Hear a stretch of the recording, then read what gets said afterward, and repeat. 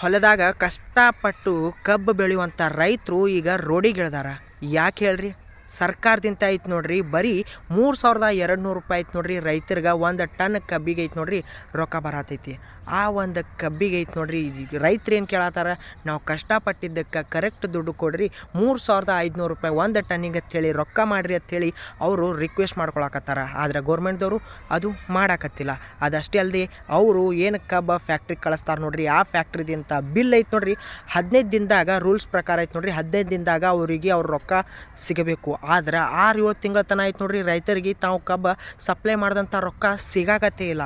So ಅದು ಒಂದು ಕೇಳ್ಕೊಳಕತ್ತಾರ, 15 ದಿನದೊಳಗೆ ನಮ್ಮ ರೊಕ್ಕ ನಮಗೆ ಬೇಕು, ಮತ್ತು ಏನು ಇಂಪೋರ್ಟ್ ಎಕ್ಸ್ಪೋರ್ಟ್ ಚಾರ್ಜಸ್ ಆಗ್ತೈತೆ ನೋಡ್ರಿ ಅದು ಫ್ಯಾಕ್ಟ್ರಿದವ್ರ ಕಡೆದಿಂದ ನೋಡ್ಕೋಬೇಕು ಅಂಥೇಳಿ ಅವರು ಒಂದು ರಿಕ್ವೆಸ್ಟ್ ಮಾಡ್ಕೊಳಕತ್ತಾರ. ಆದರೆ ಇದನ್ನು ಸರ್ಕಾರದವರು ಕಿವಿಗೆ ಹಾಕೊಳಕತ್ತಿಲ್ಲ. ಸೊ ಎಲ್ಲ ರೈತರು ಐತೆ ನೋಡ್ರಿ ಈಗ ಸಾಲಕ್ಕೆ ಹೊಣೆ ಆಗ್ಲಾಕತ್ತಾರ. ಈ ಒಂದು ಸಾಲದ ಹೊಣೆ ಅವರ ತಲೆ ಮ್ಯಾಗ ಹೋಗಬಾರ್ದಪ್ಪ ಅಂತಂದ್ರೆ, ಯಾರು ಸಾಲ ಮಾಡಿ ಐತೆ ನೋಡ್ರಿ ಅವರ ಜೀವಕ್ಕೆ ಹಾನಿ ಮಾಡ್ಕೋಬಾರ್ದಪ್ಪ ಅಂತಂದ್ರೆ ಗೌರ್ಮೆಂಟ್ದವರು ಇದಕ್ಕೆ ಐತೆ ನೋಡ್ರಿ ಕರೆಕ್ಟ್ ಒಂದು ಪರಿಹಾರನ ಕೊಡಲೇಬೇಕು.